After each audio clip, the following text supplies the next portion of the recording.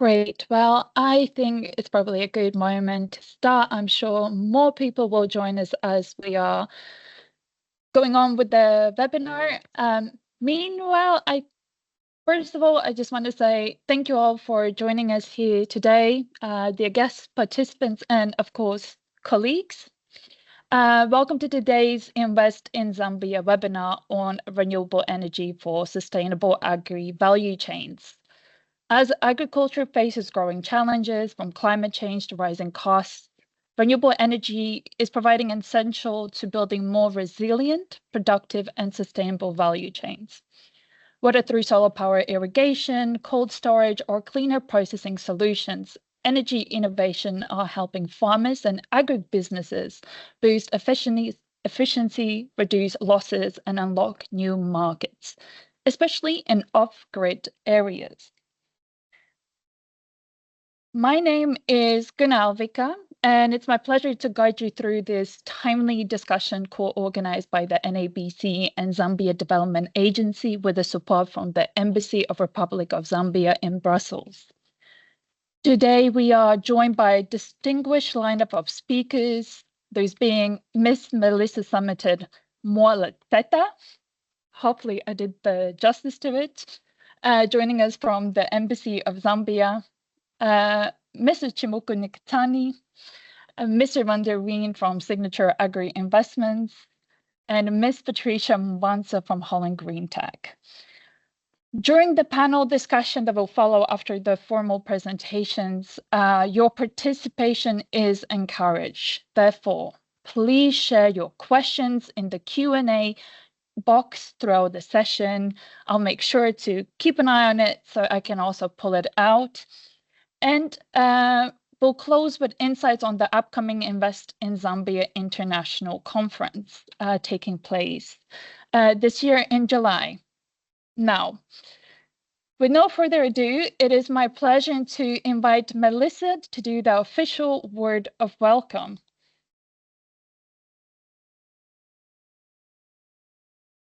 Thank you, Guna.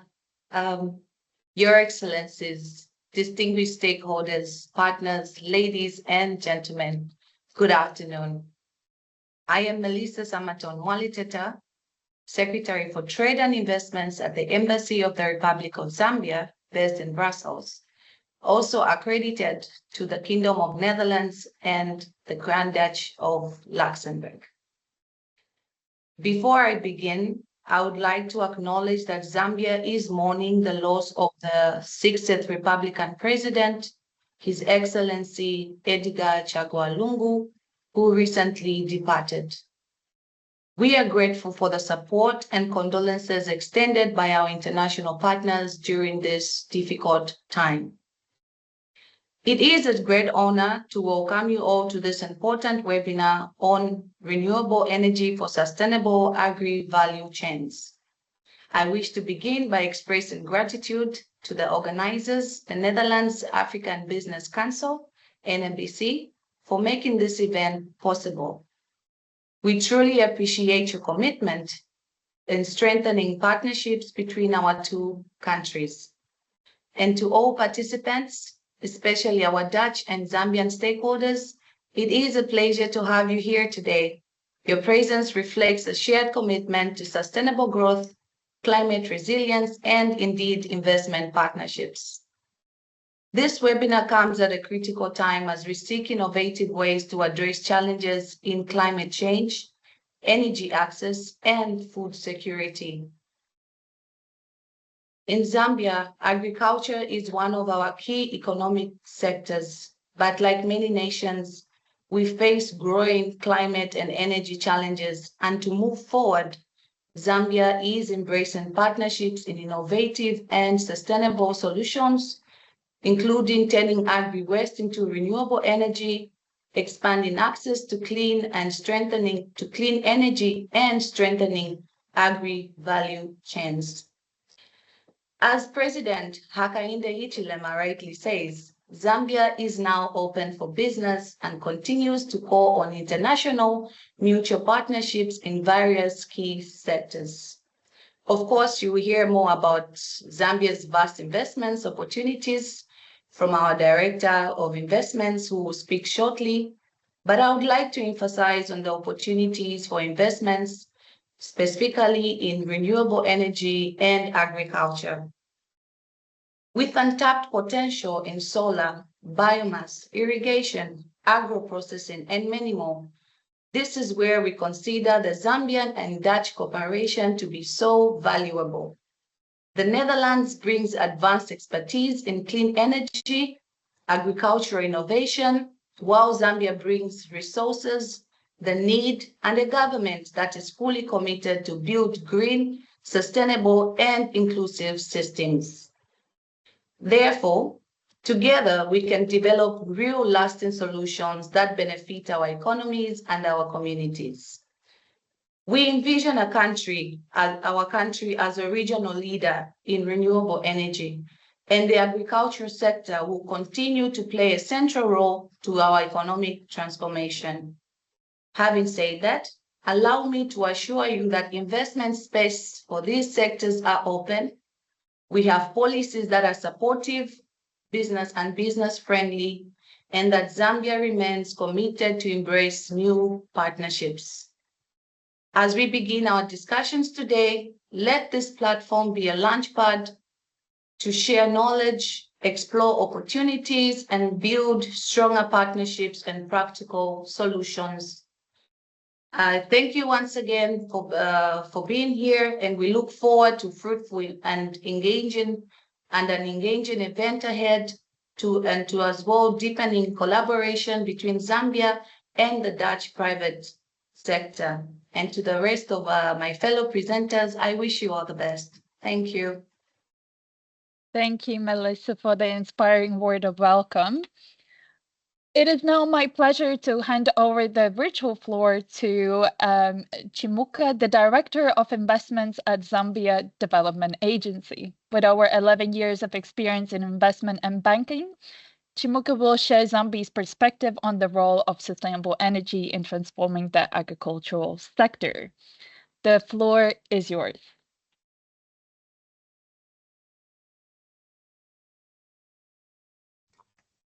Good afternoon, ladies and gentlemen. Invest in Zambia, renewable energy for sustainable agri-value chains and mining. Of course, my name has already been shared by Gunnar there. And so I'll go straight into why we think and believe you should invest in Zambia as a starting point before we look at all the other opportunities that Melissa was talking about. First of all, Zambia is very favorably ranked in Africa and of course in the world in various parameters. We are number 3 in terms of investment attractiveness in Africa, according to the Fraser report of last year. We are the 2nd largest copper producer in Africa and of course the 9th in the world. And we are among the top 10 fastest growing economies in Africa in 2024. And I saw a recently released report that indicates that Zambia is among the top performers in terms of economic growth and currency issues. And of course, in terms of ease of getting credit and doing business generally, we rank very well as a country. We have got a very conducive business environment. I will not read all the points. You can see them on the screen, but I'll pick out 1 or 2. Point number 5, favorable tax regime. We are very proud that as a country, our tax regime is extremely favorable to the investors. Massive incentives have been given by the government to, of course, just incentivize the investors to ensure that your return on the investment is positive. Point number 6, which is an extremely important point to me, about political stability in the country and rule of law. Now, I need to stress this point that Zambia is possibly the most peaceful country in Africa and one of the most peaceful countries globally. We have been independent from Britain for over 60 years, about 62 years. And through all these years, post-independence, the country has known nothing but peace internally and also with the regional neighbors. We've got 8 neighboring countries with whom we are at peace and in harmony.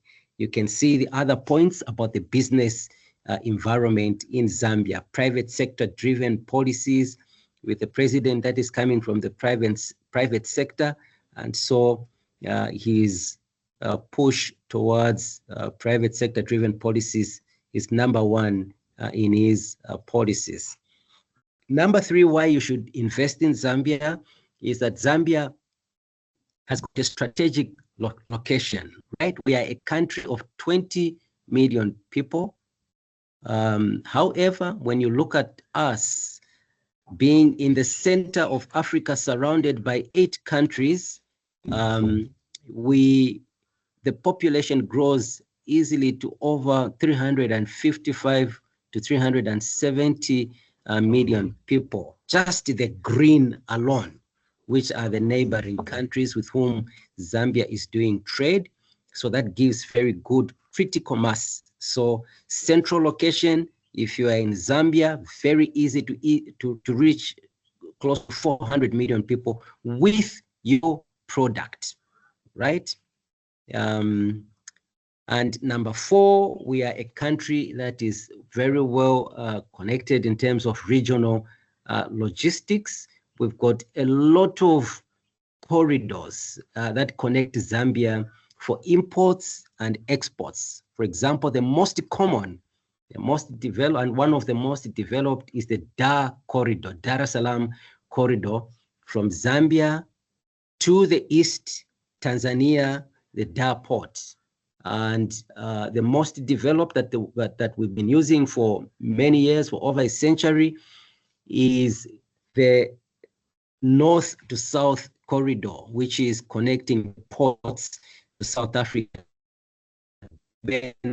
and other ports in South Africa. We also have the Walvis Bay through Namibia and through Mozambique, Beira, Maputo, and so on.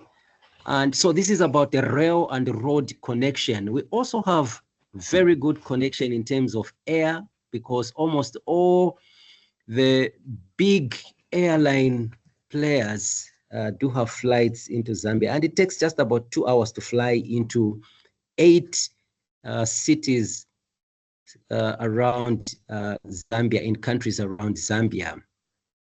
Let's go to some of the opportunities existing in Zambia. So I'll start with the mining sector. And there's a reason why I'm starting with the mining sector. And this is simply because we are talking about the role of energy in sustainable agri value chains. And so to us, the mining sector is very critical to that topic, because Zambia is endowed with huge reserves of the critical minerals for the energy transition. Like I mentioned, copper, number 2 copper producer in Africa. When we talk about lithium, talk about manganese, rare earth, almost everything in terms of the critical minerals for the energy transition, you will find them all in Zambia, making logistics for mining very easy. And of course, the government of Zambia has put up policies to support the mining sector. As you can see, we've got a target as a country to produce 3 million metric tons of copper. The support of the government of Zambia towards the mining sector. We have got a target to mine 3 million metric tons by 2030. And I think as a country, we are on course towards hitting that target. Now, specific opportunities in the sector, as you can see here, in copper, cobalt, manganese, and nickel. I've just picked some of them. This is not exhaustive. I've gone to the critical minerals because of the energy transition. And so in terms of copper, these are some of the,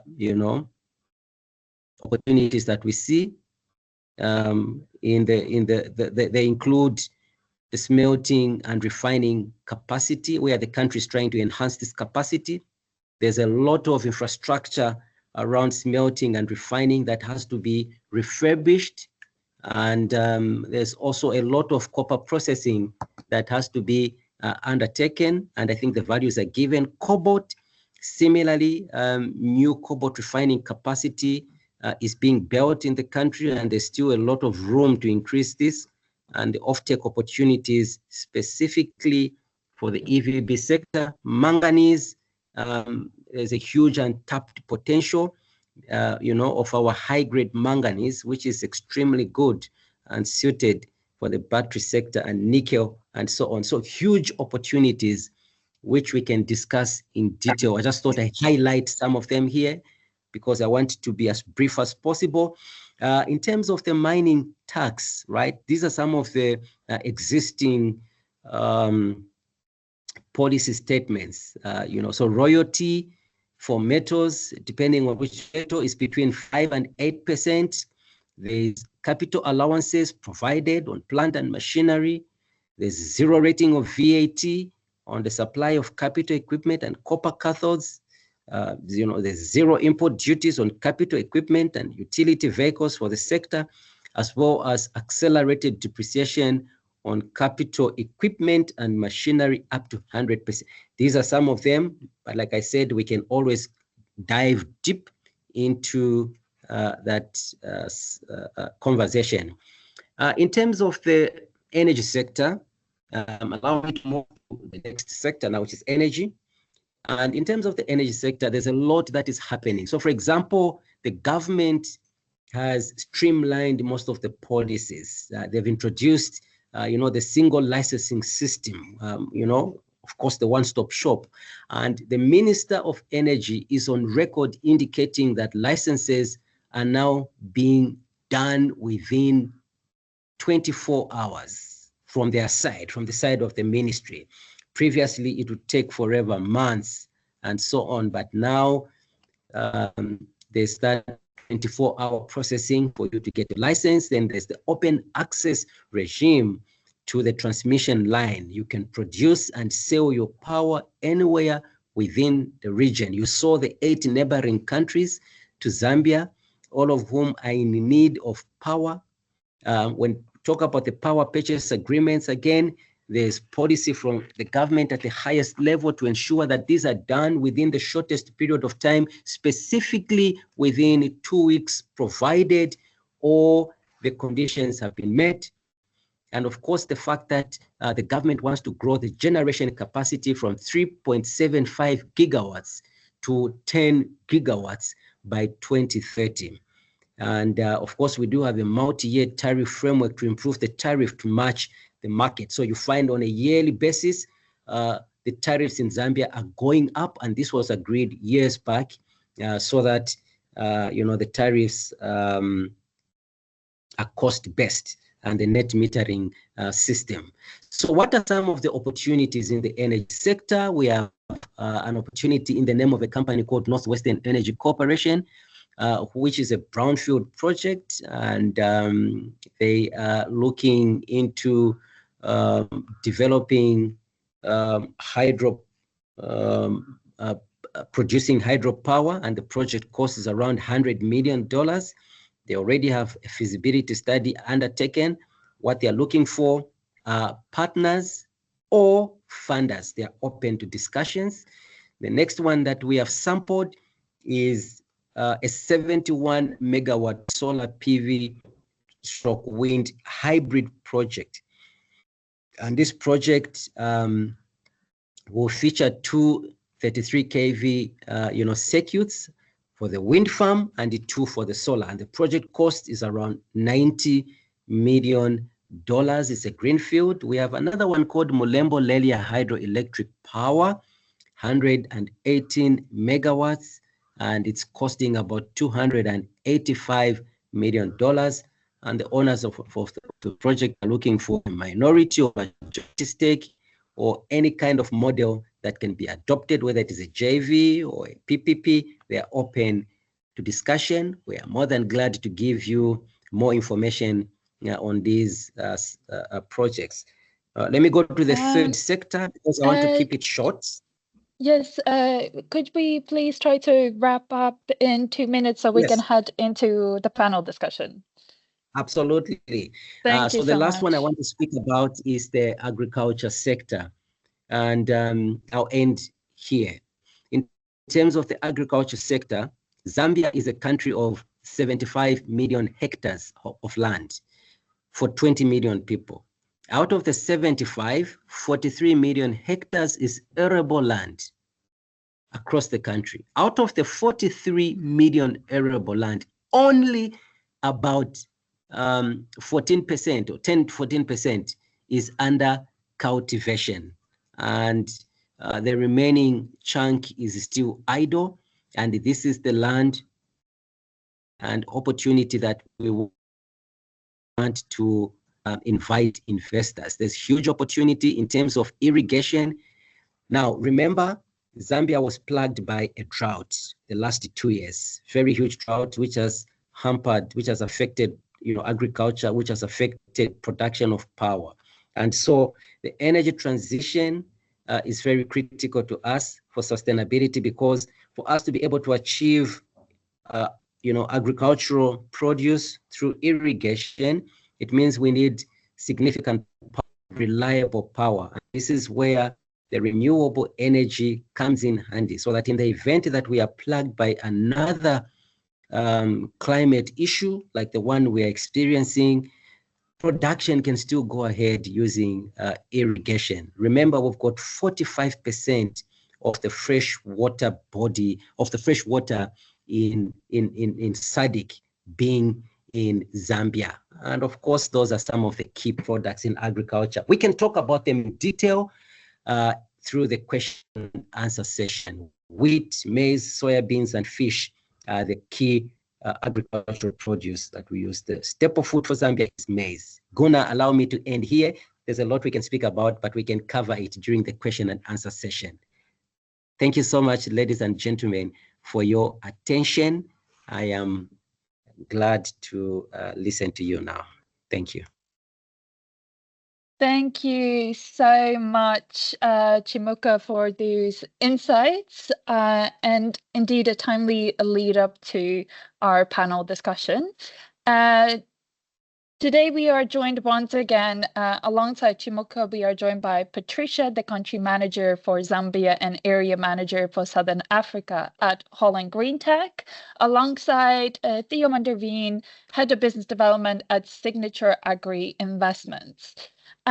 We welcome your participation once again. So if you have any questions or remarks, do please leave in the Q&A function and I will pull them out as we go along. But to start off, it will be great to have a little introduction to our panelists. So Theo, would you like to start it off in 1 minute? Who are you and a little bit about your company? First of all, apologies for my profile picture on the screen. It looks like it was a couple of years ago, but since I started to become active in Africa, I have grown a little bit gray hair, so apologies for that. My name is Theo van der Veen, like Gunnar clearly explained. I'm head of business development at Signature Agri Investments. We are a company acting on behalf of pension funds from Africa and institutional players, as well as sovereign wealth funds in the total agri value chain. And we are proudly active in Zambia. And that's also the reason why I'm gladly accepted the invitation to join this webinar. Thank you, Theo. And I think the more silverish hair gives more character, and it's a pleasure to have you here with us. But now moving on, Patricia, please could you do the same, introduce yourself and briefly introduce Holland Green Tech's work in Zambia.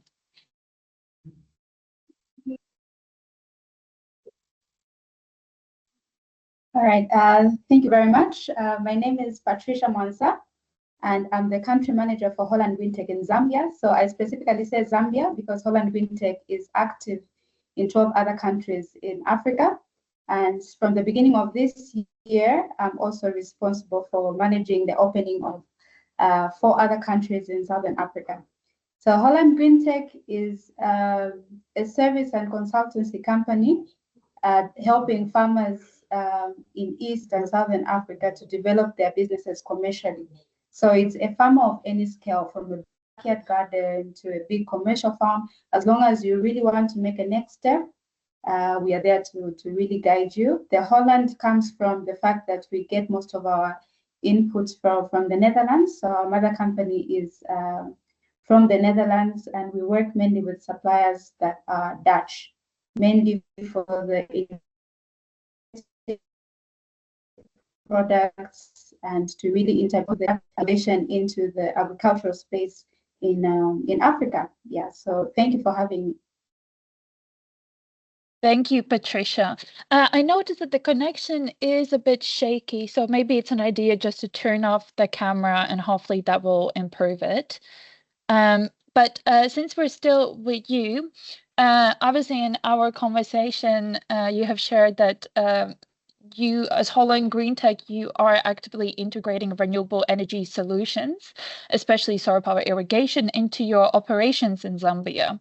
So I was curious, from your experience, what tangible impact have these technologies or solutions had on smallholder productivity and resilience? And perhaps what will be some lessons learned for the Dutch companies joining us today to take away? Yeah, definitely. So we mainly deal in the arena of sustainable inputs. So we couple our drip irrigation solutions with solar. So 5 years ago, this was mainly for the last mile small-scale farmer, those that are not really connected to the grid. So with these power cuts, actually, they're the people who are well off, and they're kind of used to having to use solar or really using drip irrigation with gravity-fed energy. So we see really a big opportunity. As you may know, Zambia has been badly hit by the load shedding that we've been experiencing for a little over 3 years now. Actually, it's gotten worse in the last 2 years, but it's been with us consistently for three years now. So there's been a very big impact, especially on the commercial farmers. So adapting, being connected to the national grid, to going solar. And so we've seen that. Fortunately, it's very irrigation and most of our other inputs to solar. So if you talk of opportunities, solar is also not cheap. That's what most farmers are finding now. And there's so much gap in information on what can work to feed certain areas. So for you can't use them for more than a hectare. The quality is so good. So in terms of opportunities, there's really an opportunity there in terms of solar energy in production, but also in terms of post-harvest. So a lot of people are rushing into getting solar solutions on the production side, have the irrigation systems attached to the solar systems. Now what we are seeing a lot happening now is also a lot of post-harvest losses because farmers are not able to refrigerate their produce. So in terms of opportunities, we see looking at solar cold storage facilities. What are the options available? So as Holland Green Tech, we are capturing the irrigation systems on the production side. We see and partner with investments that can also meet the gap on the solar cold storage facilities or anything especially related to post-harvest handling. Storage, also processing equipment, because we are also seeing a lot of losses in terms of what is produced. Thank you, Patricia. And of course, I think also in our preparation call, there's a lot of opportunities when it comes to renewables. And as you already mentioned, indeed, whether it's in the production phase or in post-harvest or in cold chains. But that being said, Theo, I would actually like to turn to you now. Obviously, Holland Green Tech has just shared a snapshot of what's working on their end. But from your perspective as a large-scale investor, what value do you see in adopting renewable energy within your farms? And what are the key drivers behind your interest? Thank you for the question, Gunnar. And I think I share a lot of information which was shared by Patricia and by Mr. Chimuka. For us as a large-scale investor, renewable energy is a must. It's a necessity, but as well a key driver to go forward. And I have to say, Zambia, in fact, as a country, was already the international world years ahead with their hydropower. That's a clear example of renewable energy. Unfortunately, the drought of last year, and we don't like to speak about it because it hammers and still continues for many, many farmers, both large scale as well as smallholders. It has a huge impact. But for us, if we are going on the area of creating tree crops for export purposes, it is mandatory that your energy system is robust and linked in with all sustainability angles. Of course, the efficiency on price and competitiveness must be discussed, but for us, it's a very clear way that it's a must to invest in renewable energy together with the partners around who being available. So for export purpose, if you want to speak to any European retailer and you don't have your energy system sourced and right away done, then you cannot supply. No, thank And you. of course, and next to it, of course, you want to become, given the load shedding, you want to become independent. You want to make sure that you have a consistency level at your farm operations, small, medium, or large. That is all the same, and it cannot be sustainable to work it with like we now do with generators, diesel generators, and then the costs for that to use it are so high that even we could skip the load shedding, but it is only uneconomically to proceed to go ahead. Thank you for that, Theo, and also thank you for highlighting the cost of integrating greener solutions within the agri value chains. This was actually resonated also with in the preparation call with Holland Green Tech. So I would now like to turn to Chimuka. And I was curious to hear what are some of the incentives that ZDA is offering, whether on cost reduction or policy reform, that can encourage smallholder farmers or investors to integrate green energy within the agri value chains.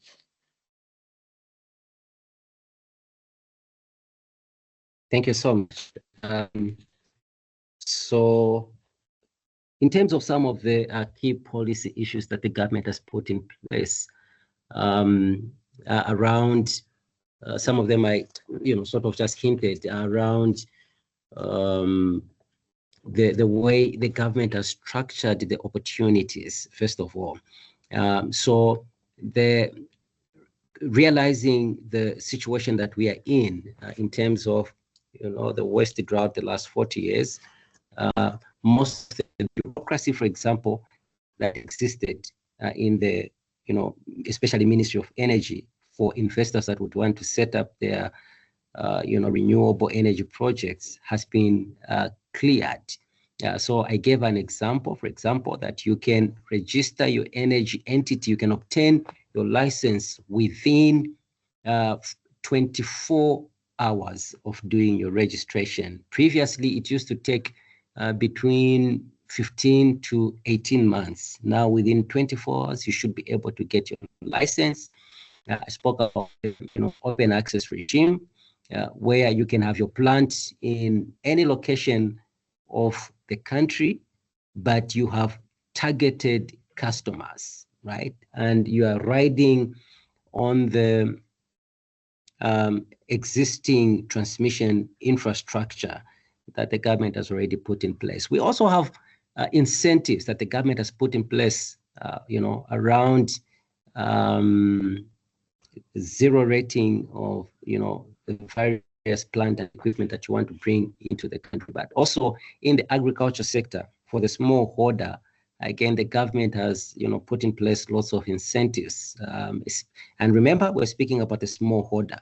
So some of the incentives for the smallholder in Zambia include, for example, what they call the FISIP program, which is a fertilizer input support program that the government has put in place. And this is meant to reach all the smallholder farmers across the country. And if you heard 2024-2025 farming season, the country achieved about 3.6 million metric tons of maize, the highest in the history of the country. And this is partly because of the support towards the smallholder, because 80% of that comes from the smallholder farmers.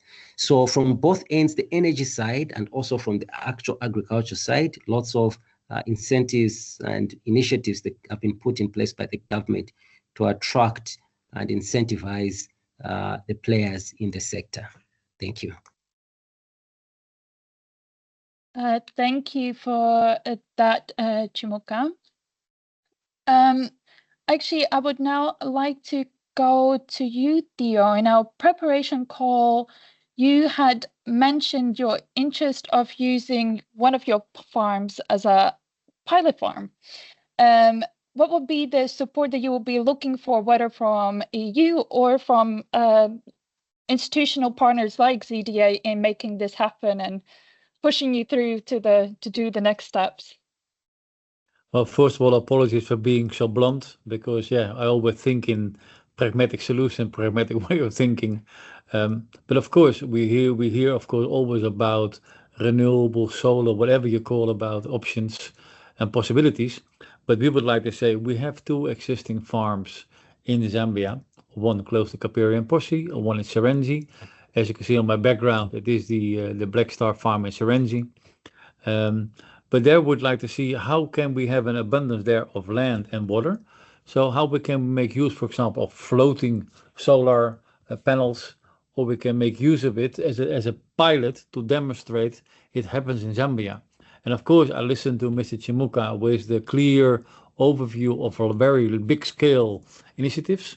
But I think to make it tangible, you could, for example, use this farm as us from ours to see what you can achieve, and then to demonstrate how you can create a kind of a microgrid to service well the local farm, the smallholders, the communities.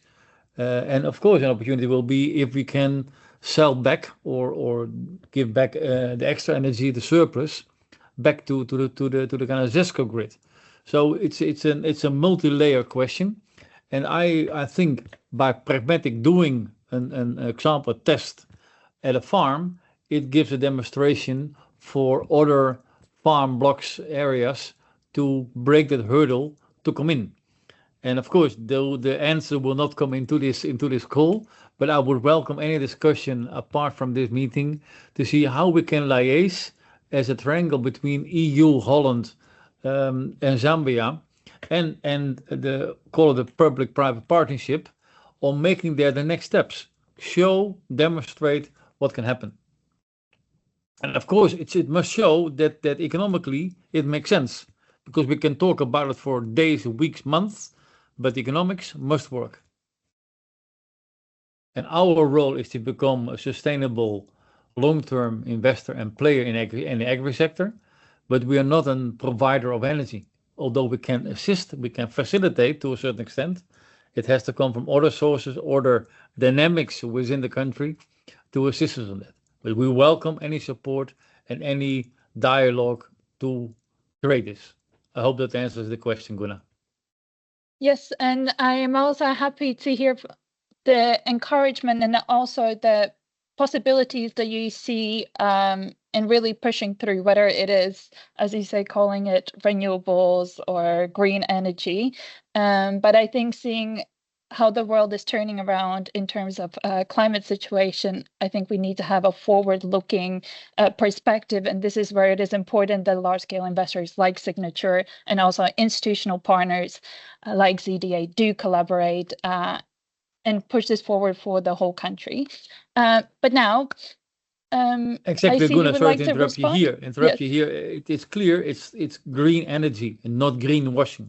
Very clear, because it must demonstrate you're actually doing things. And I think that's the pragmatic way how I see the cooperation with ZDA and hopefully as well also with Patricia to create that triangle. So very open to further discussion, and I hope it will be as well be supported by the Zambian authority, the government, handled here and spoken by Melissa. Yes, thank you. But Patricia, turning to you, obviously you hear the landscape that ZDA had outlined. I was curious, how is Holland Green Tech positioning itself to scale its solutions based on what you have here from ZDA outlining, but also what kind of ecosystem support or partnerships would you be looking for to accelerate your impact? Yeah, thank you for that's very good question. Yes, when I started working with Holland Green Tech 8 years ago, only a few commercial farmers were familiar with the Dutch inputs we were selling, and there was just a very small niche group of farmers that had access to the inputs and could only supply certain premium markets in Lusaka. So I really feel the figures that Chimuka shared earlier about the utilization of the arable land and how much of that is actually being used. So as Holland Green Tech, for me, productivity is per square meter than the area that you're using to produce. So if you are growing a crop of tomatoes, is how much you're able to yield from that plant. So if you can do it more efficiently with solar, then we are actually going somewhere. So our focus is to grow farmers from a small backyard garden. They're producing efficiently with solar drip systems. Then it's very easy for them to see how they can upscale. The challenge that we have, which may also be an opportunity, is that upscaling naturally comes with the need for finance. So then I see a lot of synergy with the partners here, because we have the knowledge, we can access the inputs, we have the clientele that actually see the opportunity, because Zambia is nicely positioned in the middle of Africa. We have 8 neighbors surrounding us. So there's opportunity, not only for export, but to supply the region. So it's just the aspect of finance that's actually kind of missing. And of course, if we talk about finance in Zambia is not cheap, And if we are talking about upscaling, I recently had a project where I had to make a quotation for 20 hectares of sugarcane, and that required a football field of solar panels to have to make it available. So even for a commercial farmer who's doing quite well, they also need access to finance to be able to upscale and do things more efficiently. So I hope I've answered your question in parts, but as Holland Green Tech, we are kind of in the middle. We try to integrate our inputs in a way that they meet everyone. And if we are working in the small scale farmer arena, eventually to transition them and to upscale them, we'll need access to finance. I think the input part and the innovation is easy. It's transitioning them nicely from seeing the opportunity and scaling up to actually successfully getting finance and upscaling in a way that is sustainable and makes business sense. Thank you for that. And I actually see we have a question in the Q&A from John Masinga. Once again, if I'm butchering these surnames, I am so sorry. But I think it's also an interesting point, because Indeed, when we talk about reversing the ecological footprint that the global West has done, the African continent is the least contributor. So the question is, shouldn't Zambia continue to pursue its vast coal resources to revitalize its economy in the face of power supply insufficiency? For a continent that only contributes 4% of global carbon emissions, shouldn't we be blending both fossils and clean energy, especially at a time when leading emitters like the United States have reverted back to fossils? Theo, I have a feeling like you would have an answer to this. Well, I think Zambia is the clear example of demonstrating and by doing this kind of panel discussions to promote their own country. And I think they have been very shy in promoting what they are doing and have been doing in the last decades, but they really now make it happen. And I think the initiatives being displayed and the active approach from government really shows something is happening. But they can't do it alone. They need the support from other parts of the world. And I think I now look at the EU to step in there. And there has been left, of course, a vacuum from other parts. But I think we should focus on the dual way by both on smallholders and on large-scale farming by making sure renewable energy, because that's your backbone, and you will go there. So much things are going there forward in making these things happening. So to create a supportive industry from out of the EU, together with all the knowledge, together with implementation within Zambia, yeah, I think that is for me a 1 and 1 makes 3. So on that side, full speed ahead, no time to waste. But make it tangible. Make it tangible. Don't use big words. Make it tangible. Thank you, Theo. Chimuka, would you also like to respond to this question? Yes, sure. Thank you so much. Theo, thank you so much for that great response. I think we need, I agree with the assertion, we need a balance. And I think the government is very cautious in the way they are approaching the whole topic of energy. So on the one hand, the country is very emphatic in promoting renewable energy. I mean, the new government has even set up a new home ministry called Ministry of Green Economy, just showing how serious they are about, the green economy in the country. But on the other hand, we are not giving up on, other, traditional, power production alternatives. So the government is still open to, for example, thermal power projects. And just recently, there was a groundbreaking, I think last year, for a coal power project for about 300 megawatts to bring the total to about 600 megawatts, which is quite significant, which is an investment by the private sector. So you can see that on the one hand, the government is promoting transition, green energy, but on the other hand, they are cautious because there are limitations that are there. And so not to cripple the growth and the projected demand, I think all means of power production are being brought on board. So for example, there's a target to produce 3 million metric tons. We need huge power from 1 million metric tons. So it's a mix. But emphasis is being given around issues like deforestation, charcoal and ore. There, the government is very, very particular, and they are trying as much as possible to cut down on the usage of, the common, charcoal-powered kind of, energy for households, but use maybe the clean coal, in quotes, clean coal, and the other renewable energy. Thank you. I thought I should just add on to what Theo was presenting. Thank you so much.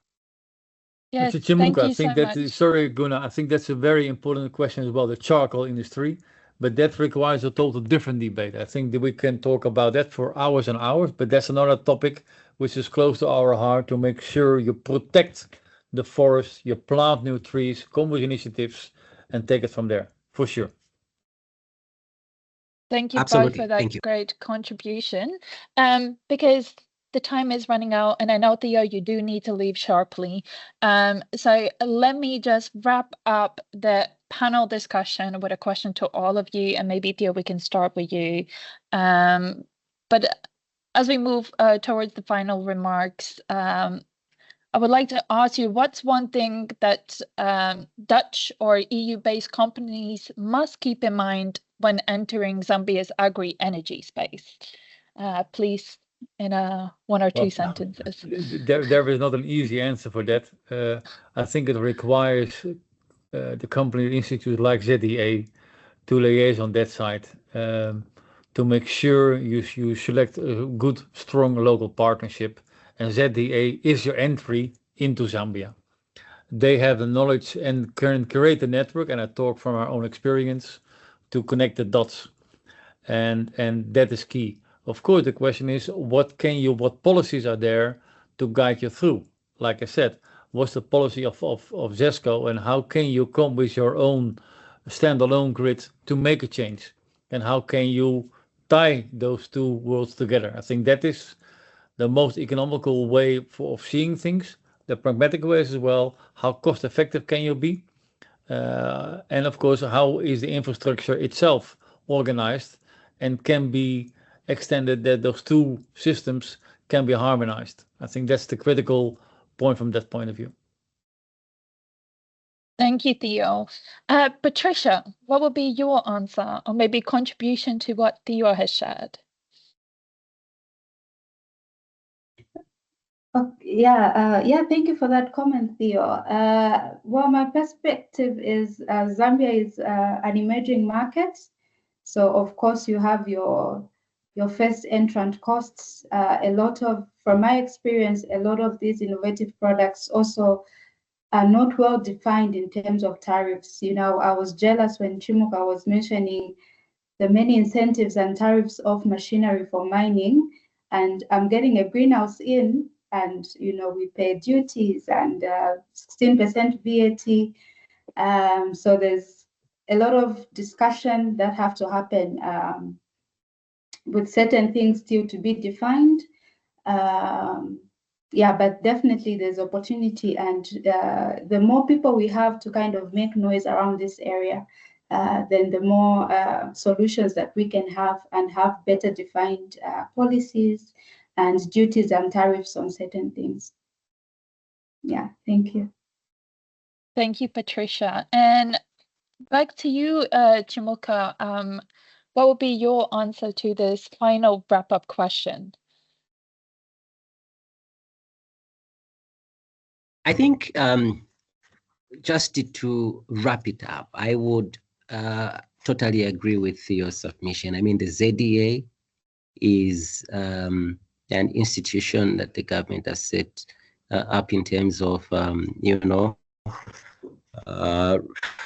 interfacing between the government and the investors. There's a lot, like I've already outlined, that have been provided for the investors in terms of the incentives, but also we are alive to the fact that there could be some incentives that are quite particular to particular investors. And again, we don't just sit idle, we play an advocacy role. And so if there are such situations, we are more than glad to discuss. I think Theo is very much aware. We have had discussions around certain things that are not perhaps in a certain way in terms of policy and the government is very flexible.